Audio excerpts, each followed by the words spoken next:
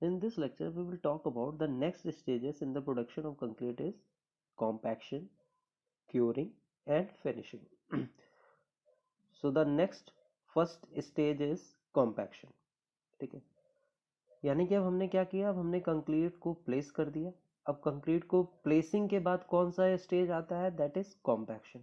हम कॉम्पैक्शन क्यों करते हैं कंक्रीट का, हम कॉम्पैक्शन कंक्रीट का इसलिए करते हैं ताकि कंक्रीट जो है वो हाईएस्ट पॉसिबल डेंसिटी अचीव कर ले. ठीक है, और साथ ही साथ कंक्रीट की स्ट्रेंथ भी क्या हो जाए, इंप्रूव हो जाए. क्लियर है. ठीक है, हम कॉम्पैक्शन क्यों कर रहे हैं कि उसके जो वॉइड्स हो वो मिनिमम हो जाए. वॉइड्स मिनिमम हो जाएंगे तो आपकी डेंसिटी क्या हो जाएगी, मैक्सिमम हो जाएगी, और डेंसिटी बढ़ जाएगी तो उसकी स्ट्रेंथ भी क्या हो जाएगी, इंप्रूव हो जाएगी. ठीक है, जनरली हम ये देखते हैं कि अगर 5% वॉइड्स हो हार्ड एंड कंक्रीट में तो 30% तक इट्स स्ट्रेंथ क्या हो जाती है, रिड्यूस हो जाती है. ठीक है, और 10% वॉइड्स हो तो स्ट्रेंथ क्या हो जाती है, 50% रिड्यूस हो जाती है. तो इसीलिए हम कॉम्पैक्शन करते हैं ताकि उसमें वॉइड्स क्या हो सके, मिनिमम हो सके. अगर वॉइड्स मिनिमम हो जाएंगे तो स्ट्रेंथ क्या हो जाएगी, इंप्रूव हो जाएगी. ठीक है, हम कॉम्पैक्शन कैसे करते हैं, हम कॉम्पैक्शन आपका टैंपिंग रॉड से भी कर सकते हैं और वाइब्रेटर से भी कर सकते हैं. ठीक है, बेसिकली जो वाइब्रेटर्स होते हैं वो क्या करते हैं, वाइब्रेशन इफेक्ट प्रोवाइड करते हैं. ठीक है, और वो वाइब्रेशन इफेक्ट क्या करते हैं, वो पार्टिकल्स के बीच में जो इंटरनल फ्रिक्शन होते हैं उसको रिड्यूस करके, ठीक है, और कोर्स एग्रीगेट को क्या कर देते हैं, एक नई पोजीशन में ले आते हैं, जिसकी वजह से जो डेंसिटी होती है वो क्या होती है, बढ़ जाती है. ठीक है, तो हम कॉम्पैक्शन किससे करते हैं, with the help of damping rod और कॉम्पैक्टिंग रॉड और with the help of vibrator. Clear है. तो the end the next stage is curing. ठीक है, कॉम्पैक्शन के बाद अब जो नेक्स्ट स्टेज आती है in the production of concrete is curing. ठीक है, हम जानते हैं कि जो सीमेंट होती है वो स्ट्रेंथ गेन कैसे करती है, वो स्ट्रेंथ गेन करती है by the process of hydration of cement. ठीक है, यानी कि वाटर और सीमेंट के बीच में केमिकल रिएक्शन होता है जिसकी वजह से सीमेंट क्या करती है, स्ट्रेंथ गेन करती है. ठीक है, और उस केमिकल रिएक्शंस के लिए मॉइस्चर रिक्वायर होता है. ठीक है, और एक पर्टिकुलर टेम्परेचर रिक्वायर्ड होता है और एक टाइम रिक्वायर्ड होता है जिसको हम कहते हैं क्यूरिंग पीरियड.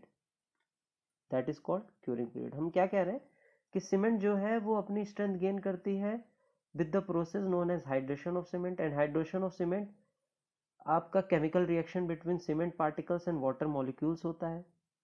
ठीक है, हाइड्रेशन को हम और तेजी से भी अचीव कर सकते हैं अगर हम टेम्परेचर बढ़ा दें. हाइड्रेशन की वजह से आपकी क्या होती है, सेटिंग टाइम रिड्यूस हो जाती है. यानी कि हाइड्रेशन अगर जल्दी होगा तो आपकी सेटिंग टाइम रिड्यूस हो जाएगा, यानी कि सीमेंट का जो पेस्ट है वो जल्दी सेट हो जाएगा, और इन टर्न्स कंक्रीट का जो पेस्ट है वो भी जल्दी सेट हो जाएगा और हार्ड एंड कंक्रीट जल्दी होना स्टार्ट हो जाएगा.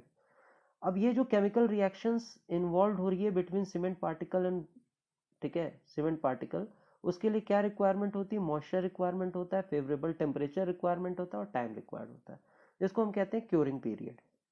ठीक है, जिसको हम कहते हैं क्यूरिंग पीरियड. या तो हम कह सकते हैं क्योरिंग, हम उसे कहते हैं, उन प्रोसीजर्स को कहते हैं जिनको हम एम्प्लॉय करते हैं ताकि हम हाइड्रेशन ऑफ सीमेंट को क्या कर सके, प्रोमोट कर सके एक सुटेबल एनवायरनमेंट में. क्लियर है. तो क्योरिंग क्या है, क्योरिंग बेसिकली एक प्रोसीजर को नाम दिया गया है, उस प्रोसीजर को जिसकी वजह से हम हाइड्रेशन ऑफ सीमेंट को बढ़ा रहे हैं या तो तेजी से कर रहे हैं. ठीक है, इन अ सुटेबल एनवायरनमेंट.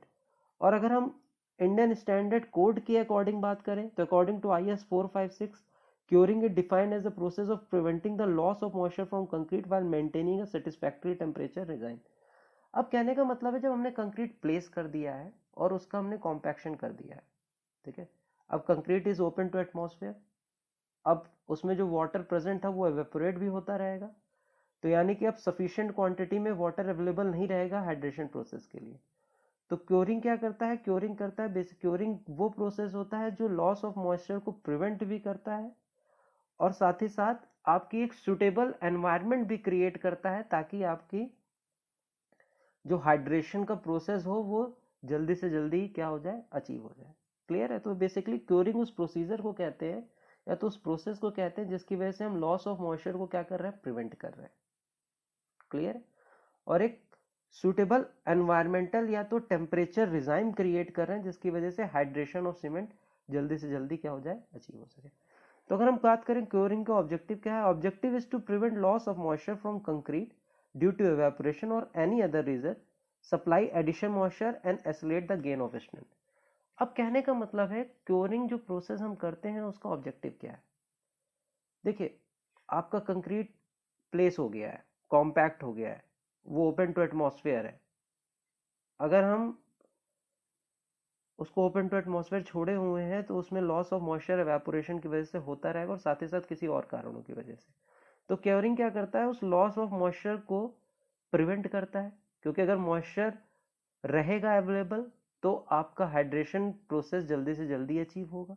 और साथ ही साथ क्योरिंग क्या करता है, क्योरिंग आपकी एक्सेलरेट करता है गेन ऑफ स्ट्रेंथ, यानी कि हम कह सकते हैं एक एडिशनल हीट प्रोवाइड करता है। वो साथ साथ मॉइस्चर को तो प्रिवेंट कर रहा है बाय सप्लाइंग मॉइस्चर, या तो by inhibiting the loss of moisture by applying chemical films. देखिए, क्योरिंग प्रोसेस क्या है, लॉस ऑफ मॉइस्चर को प्रिवेंट करना। वो आपको कैसे कर रहा है, बाय प्रोवाइडिंग या तो by applying a chemical film, या तो हम जो मॉइस्चर सब लॉस हो रहा है हम और भी मॉइस्चर सप्लाई कर दे रहे हैं, उसको भी हम क्योरिंग कह रहे हैं। और साथ ही साथ हम उसको हीट भी दे रहे हैं ताकि जो स्ट्रेंथ गेन हो रही है वो तेजी से हो सके, यानी कि एक्सेलरेशन हो सके गेन ऑफ स्ट्रेंथ का। तो ऑब्जेक्टिव क्या है, बेसिकली हम लॉस ऑफ मॉइस्चर को प्रिवेंट करेंगे, साथ ही साथ हम सप्लाई करेंगे मॉइस्चर को और हम एक्सेलरेट करेंगे गेन ऑफ स्ट्रेंथ को। क्लियर है।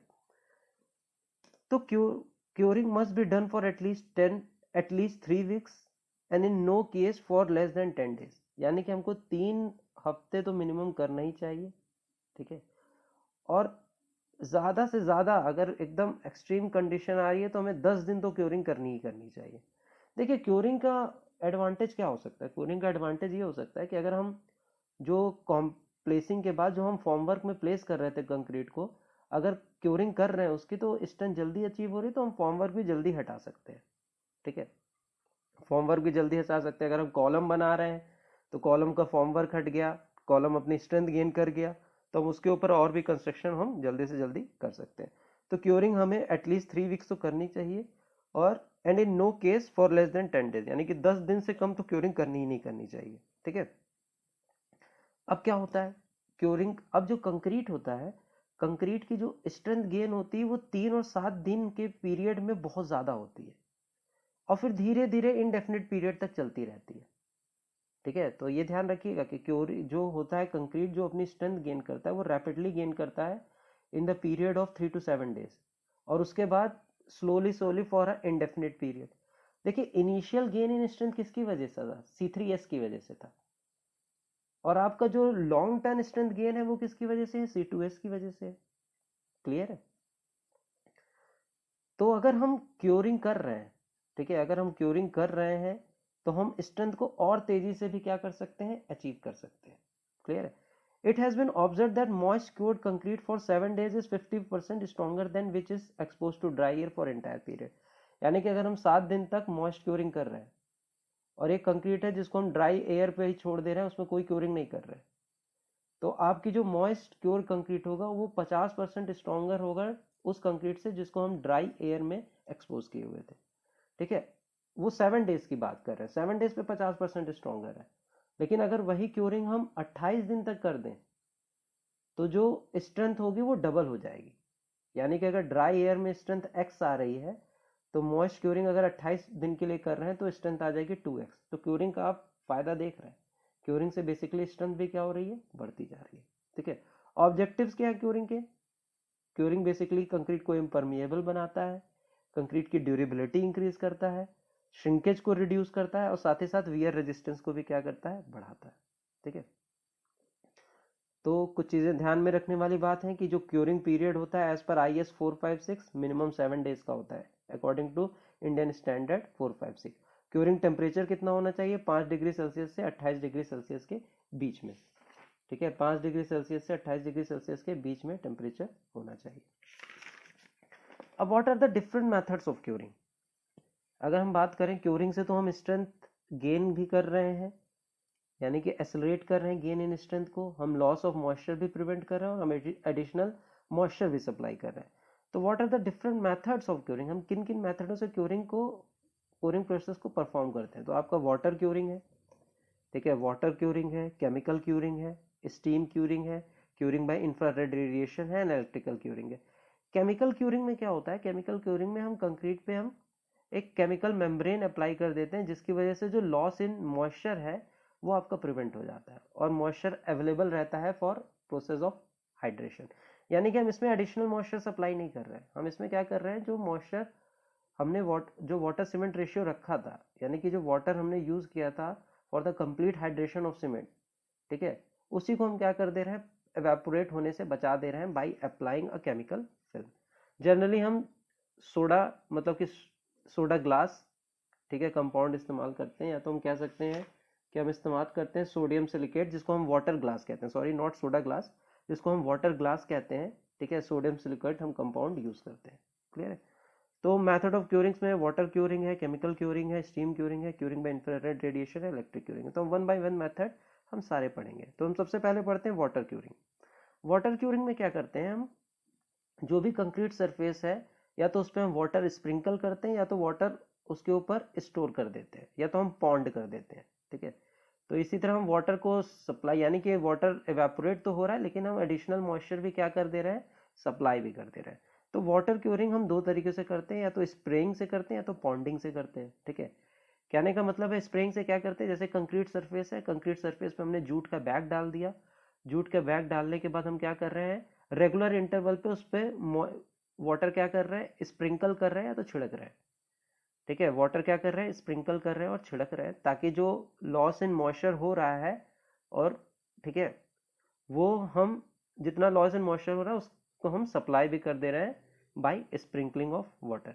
लेकिन हमको ये ध्यान रखना चाहिए कि जो हम रेगुलर इंटरवल्स पे कर रहे हैं, यानी कि अलग अलग इंटरवल पे वाटर स्प्रिंकल कर रहे हैं, तो इंटरवल ऐसा होना चाहिए कि आपका उस इंटरवल के दौरान कंक्रीट ड्राई नहीं करना चाहिए। क्योंकि अगर कंक्रीट ड्राई कर गया, ठीक है, तो कंक्रीट हार्ड हार्ड हो जाएगा, और कंक्रीट हार्ड हो जाएगा तो उस पर फाइन क्रैक्स डेवलप हो जाएंगे, जिसको हम कहते हैं क्रेजिंग। तो यानी कि इंटरवल के बीच में हमें ये ध्यान रखना है कि आपका कंक्रीट सरफेस ड्राई अप ना हो, क्योंकि अगर ड्राई अप हो गया तो फाइन क्रैक्स डेवलप हो जाएंगे, उन फाइन क्रैक्स को कहते हैं हम क्रेजिंग। क्लियर है। तो स्प्रेइंग और स्प्रिंकलिंग ऐसे करते हैं। पॉन्डिंग क्या होता है, अगर हम जैसे this is use for horizontal surfaces, यानी कि हॉरिजॉन्टल कंक्रीट सर्फेसेस के लिए हम पॉन्डिंग इस्तेमाल करते हैं, यानी कि जो हॉरिजॉन्टल सर्फेसेस होता है उसके ऊपर हम वाटर स्टोर कर देते हैं, ठीक है, वाटर स्टोर कर देते हैं, यानी कि उस पर वाटर को जमा होने देते हैं, उसी को हम कहते हैं पॉन्डिंग, ठीक है। तो इस तरीके से भी हम क्योरिंग अचीव कर सकते हैं।